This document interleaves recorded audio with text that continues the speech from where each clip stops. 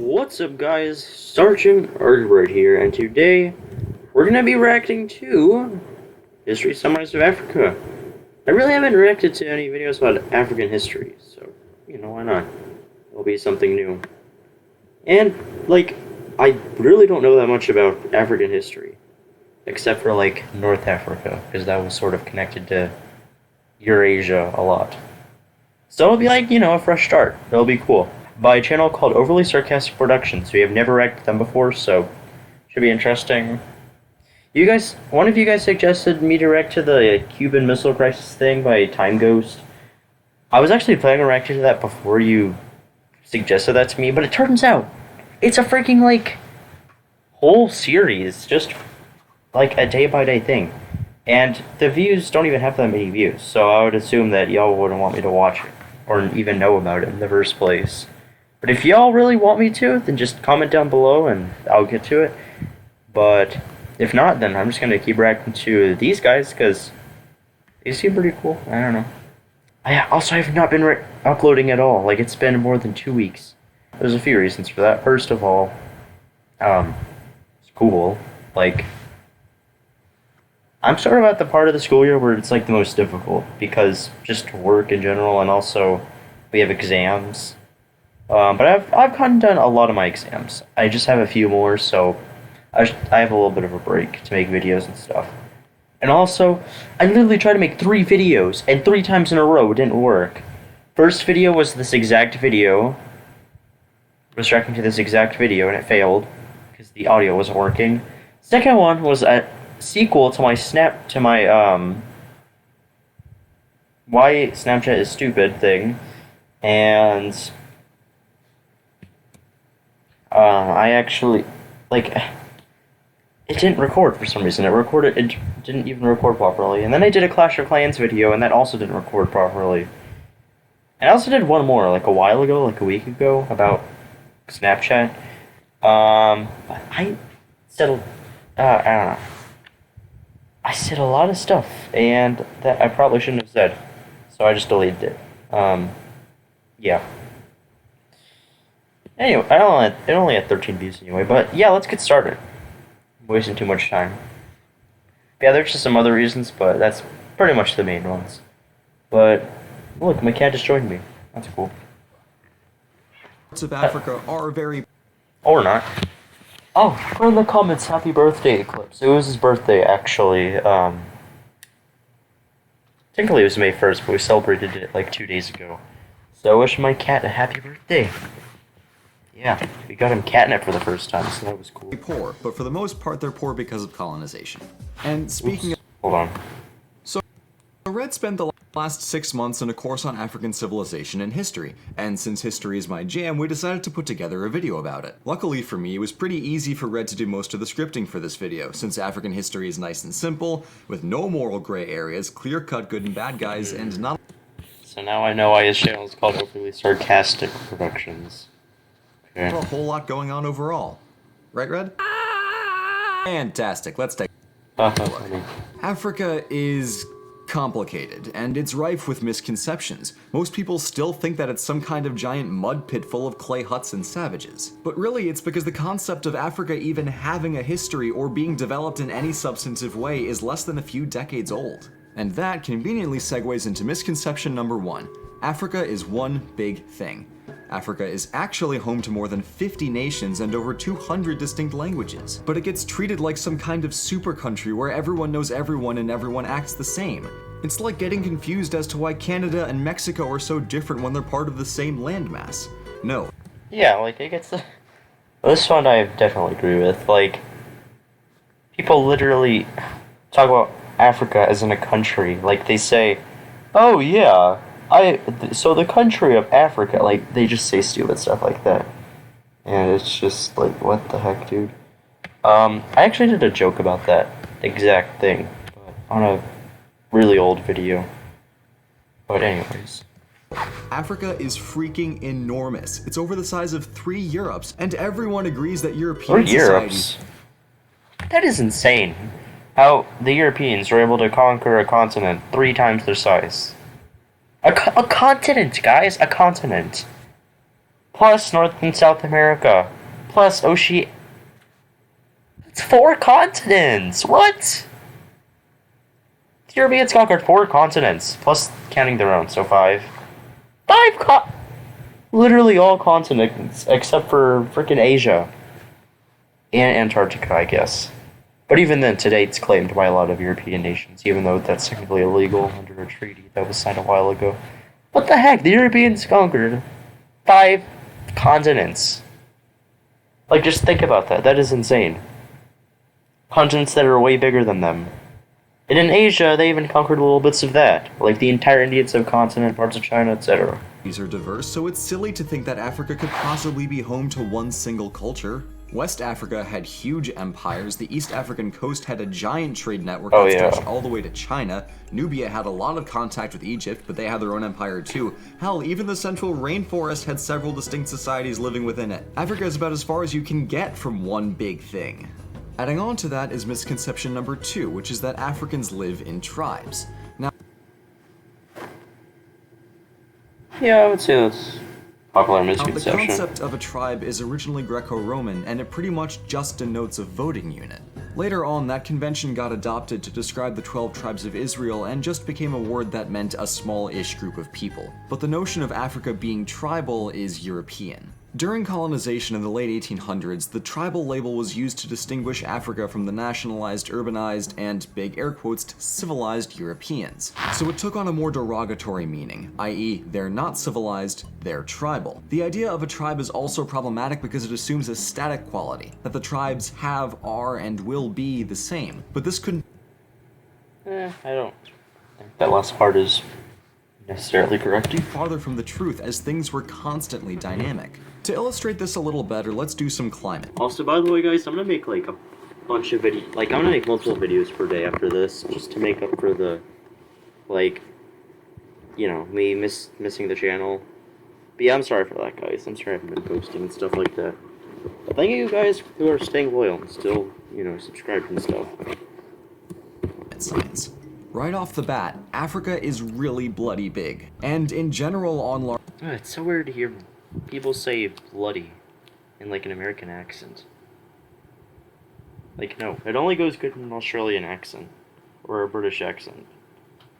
Large landmasses like Africa, deserts tend to form inland at around 30 degrees off from the equator, which is in part why we have the Sahara and the Kalahari deserts. Meanwhile, on the equator, there's a giant rainforest basin, in part due to the fact that there's pretty much a continuous band of storms and rain along the equator, fostering deep forest growth. And in between the rainforest and the deserts, there are savannas. And then, in the regions between all of these regions, there are intermediate areas in relatively constant flux. One example is the Sahel, a band of relatively arid land between the Sahara and the savanna. The Sahel drifts north and south every year and is populated by various nomadic herding populations. And, fun linguistic fact, Sahel means shore in Arabic, because given the difficulty in crossing it, the Sahara was functionally an ocean Fun fact, the Sahara was actually really habitable at one point, and you know, there was grass and stuff, and there was little seas, like little lakes and stuff, too.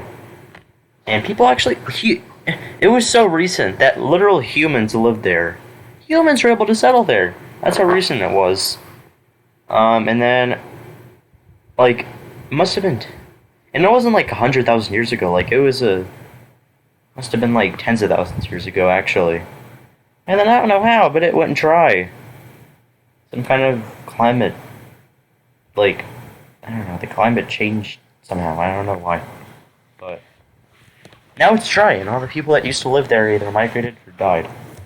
Separating sub-Saharan Africa from Egypt. But the thing is, all of these environments are affected by yearly rainfall, and rain is the one unpredictable aspect of the environment in Africa. Since Africa has basically no mountains, there's no predictability to when and where the rains fall. That is true! Where the heck are the mountains in Africa? Where are they, guys? Why are there no... Why are there no freaking mountains in Africa? Like, I literally just realized that. That's crazy. Savannah regions starve if there's insufficient rainfall for whatever whatever reason, while the central rainforest erodes and the soil loses its nutrients if there's excessively heavy rainfall in a given year. This means that nearly every ethnic group in Africa adapts on a year-to-year basis for the ever-changing climate around them. And this environment of constant adaptation does not create static urbanized societies. It straight up can't. You might imagine that such an environment doesn't quite lend... Seriously, I don't understand. Like, Africa is, like, that close to Europe. Like, look how close it is to Europe, and Europe has plenty of mountains. Like, plenty of mountains. They have a lot of mountains. Lend itself very well to large-scale agriculture, since an ideal plot of land one year could be a barren, dry wasteland the next. The one exception to this are the river valleys, of which there are a few. The most notable river valley is, of course, the Nile, which we've discussed. Jesus Christ! Look how long that is! It goes all the way there. Elsewhere, but there's also the Great Lakes region to the east. These areas are more conducive to agriculture and stereotypically civilized buildup, where people can settle semi-permanently, but they're rare. Europe, by contrast... Yeah, but I mean, like, look at it. You know how you can see those maps of the world at night and it only shows, like, the lights of the cities and stuff? If you look at Egypt, it's literally... all the lights, like, by all of them, I mean literally all of them are at the Nile River. Nowhere else. It is crazy. And the population of Egypt is huge. I don't even understand how they can, like, contain that. Well, spoiler alert, they can't, and they're having huge problems with food and water now. Especially since Ethiopia is about to build a giant dam. Which is going to give them energy but block off the, stuff for Egypt. Anyways. Steady and regular rainfall, so maintaining a society in one place was always a no-brainer. It wouldn't even occur that rain patterns could change massively on the fly. Unfortunately, for most of Africa, it's almost impossible to farm the same land for multiple years in a row, so sustaining a city in one place simply isn't feasible. Now, this conveniently leads directly into misconception number 3. Africans didn't build anything. It's true that there are large parts of Africa without much in the way of agriculture for reasons we've described above, but there are at least 2 regions that defy this misconception completely: Great Zimbabwe and Kilwa Kisiwani. These were 2 ends of a trading network that stretched all the way up the East African coast and traded with the Middle East. How did Zimbabwe, like, trade? Like, they look like they're landlocked. And even China between the 11th and 15th centuries. Great Zimbabwe was sitting on a gold mine. No, like a literal gold mine with gold and stuff. Yeah. While Kilwa was right off the coast and facing some... Fun fact, the richest person to ever exist lived in Africa. I think he was from, like, Mali or something like that now. Very useful trade winds. Now, both of these places are archaeologically impressive for different reasons. Great Zimbabwe is put together entirely without mortar, which, for its difficulty, is an old favorite when it comes to ancient awesome architecture. And just look at the architecture in Kilwa. It's gorgeous. And the cool thing is, the Somali coast doesn't have much in the way of stone that's viable for construction, so Kilwa is built almost entirely from coral. Oh, that literally looks like a city, like a big city that'd be in Europe or something. That is crazy. And I think we can all agree that's just flat. It's made of coral. That's also really amazing. Out cool. It may or may not surprise you to learn that there have been furious debates over whether or not these grand feats of architecture were actually built and designed by Africans. Short answer, yes. Long answer, yes. Detailed answer, the architecture of Great Zimbabwe strongly mirrors the small-scale architectural designs of the Shona people, including symbolically significant arrangements of living spaces, such as the king being physically elevated, and more. And in case anybody forgot, there's also all of Egypt to consider. Egypt kicked ass culturally, architecturally, and in all sorts of other ways. Well, let's talk about Egypt for a second. Like, Egyptians weren't technically, like, African. Like, they weren't black. They were something completely different. They weren't white, and they weren't black either.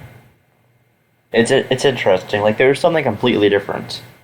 Obviously, now they're, Arab and black, like sort of like a mixture between them because of invasions and migration and stuff like that.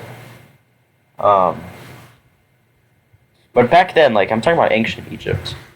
But I guess geographically, if you include the continent of Africa, yes, they're African. But then, like, you would have to consider white people in South Africa and Namibia also as African, which is just weird to me. Yeah, I don't know. ways, because it was afforded a stable climate and a favorable river. Take Egypt as an example of what amazing stuff Africa and Africans can do when they had the chance to stay in one place and make it fantastic. And before anyone questions whether Egypt counts as African, basic geography would indicate yes. Essentially, when Africans could build, man did they. Next up, there's a small misconception that nonetheless is much more pervasive than some of the more dramatic ones we've discussed so far, which is that African villages and groups all had Why does it have to put 3.5? That's weird. Why can't they just say 4? chiefs. Now society Did they just like record this part after they recorded number 4? No, because they can just change the text. Okay, I don't understand why they put 3.5. Cities in Africa had a huge variety of power structures. Some of them had personified leadership, and others were led by councils, while some had entirely different systems altogether. So when Britain rolled into town and decided to take up the old white man's burden in the late 1800s, they decided that flat-out conquering Africa wasn't quite theirs. Okay, this map is slightly wrong, but overall it's pretty accurate. Really the only wrong things are here and here. That's pretty much it. Yeah. Speed, not to mention And there.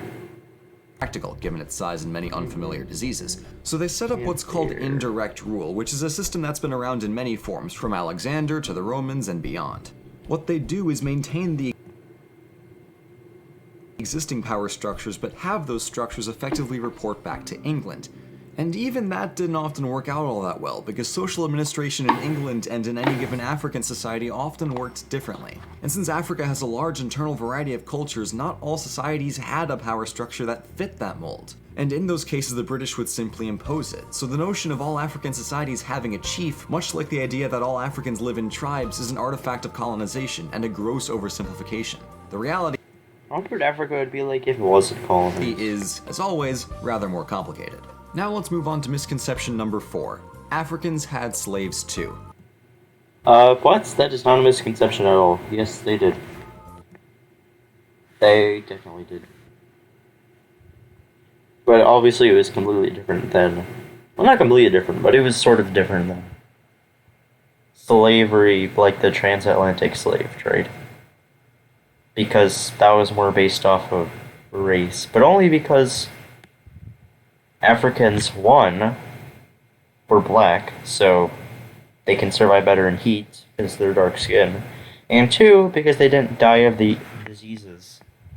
And unlike the Native Americans, who 90% of them died of disease, so that didn't work. So that's why it's not like they were like, oh, let's purposefully kill the Africans. No. They just use them based off of efficiency. Oh my god. I don't know, this is... What the heck. But yeah, there was slavery in Africa. It just wasn't as organized as the transatlantic slave trade.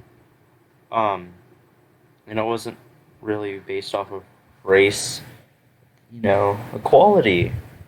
So equality and slavery, yes. Surely the pioneers of their time of race equality. But anyways, okay. Yeah. Nope, that one's actually true. Why would you mention it? What? It is, they did. But Blue, I thought you were all about unjustly flattering cultures that people nowadays tend to treat negatively. Did the comments section of your Islam video... Also, speaking of slave trade, I really hope, since we're talking about Africa, that it talks about the Arab slave trade. That was something way more serious than anything else on Earth. I think. Like, it involved way more slaves and lasted way more long than the transatlantic slave trade. And it was something completely different, too. It was like a different thing. Like, they had black slaves and they had white slaves from the Balkans. It's really interesting. Like, and it's been going on until, like, very recently. Lie to me? Well, maybe a little, but that's not the point. Look, anthropology and history aren't about glorifying one culture or another. You don't need to have this whole thing. We can just tell the truth, You don't have to have this whole little speech about why telling the truth is why you should tell the truth. Like, yes, you should. Okay. Like, yes. It's about trying to learn, and learning as accurately as you can. I'm trying to present you with perspectives that you likely haven't seen before, and in my case, that usually means showing a flattering side to things that's often overlooked. But if all I talked about were the clean, pretty parts of African history, I'd be misleading you that way. No way. We're not allowed to talk about the bad parts of history. That is crazy. Me too. Okay, I don't know. I said that weirdly. Because there was and is some pretty nasty stuff going on that continent. That doesn't negate or devalue all the other stuff, but it did happen, and in some cases is happening. And it's important to understand it as completely as we can, because the whole point is to understand. So, back to the point at hand. Before we get all, oh, every side is equally guilty, there are some substantive differences between the systems of slavery in Africa and in Europe, and They were equally guilty, okay, in the Atlantic slave trade. Because the Africans were the ones that sold their own, like, fellow Africans to the Europeans on ships. They were the ones who sold them in exchange for weapons and stuff. So yes, they both played a part. especially if we're considering America. First of all, Africa generally Jeez, look how much went to Brazil. Oh, look how much went to Brazil. That is crazy. didn't have a slave-based economy, and especially Look how much went to the Caribbean. That is crazy. not a transcontinental slave trade. There were slaves, but they were mostly used for things like small amounts of additional labor, an extra pair of hands around the house, or an additional wife without the complications of in-laws. Very few African civilizations actually relied on slaves for most of their labor. Also, That's not true. Oh, for their labor. Okay. But they did have to rely on them for their economy, though. Because they needed to sell slaves in order to get equipment from Europeans and other stuff. Otherwise, other African nations would get ahead of them in competition. Because they would be selling slaves. So it kind of forced all of Africa to sell slaves to Europeans. So they were definitely dependent on slavery, just not for themselves. Not for labor and stuff, but for trading. So, anyone could become a slave, regardless of background, ethnicity, or whatever. People became slaves as a result of being taken prisoner in the aftermath of a war, or in some cases on account of crimes they did, or they were just randomly kidnapped one day. Slavery had nothing to do with someone's background most of the time, and it certainly didn't have the same imposed inferiority as, say, the American slave system. It was something that just kind of happened. If you want a more detailed breakdown of the differences between enslavement in Africa and America, you might want to look up Olaudah Equiano's memoir called Africa Remembered. Equiano was born in West Africa in 1745, enslaved at age 11, sold up the West African coast, and after changing hands several times, ended up on a slave ship headed for America. His memoir is a very comprehensive breakdown of his experiences as a slave, both in Africa and in America, and which one he felt was objectively more nightmarish. Spoiler alert, it was America, but he tells it a lot better than I do. Now this misconception is a doozy. Okay, we're about halfway in. This next misconception is gonna take a while. So yeah, we're gonna stop here. Do the rest tomorrow, plus another episode of something else. Dang, this was made 3 years ago. But anyways, thank you guys for watching. Seemed like a pretty good channel, not gonna lie. Very detailed. I like detailed videos. Actually, no, this is not detailed at all. It's about an entire continent in 21 minutes. But, you know what I mean. They talk about interesting stuff and all that. But I guess we'll wait to see what else the video has in the next episode. Thank you all for watching, and goodbye. Well, everyone, if you enjoyed this video, make sure to like it and subscribe to my channel.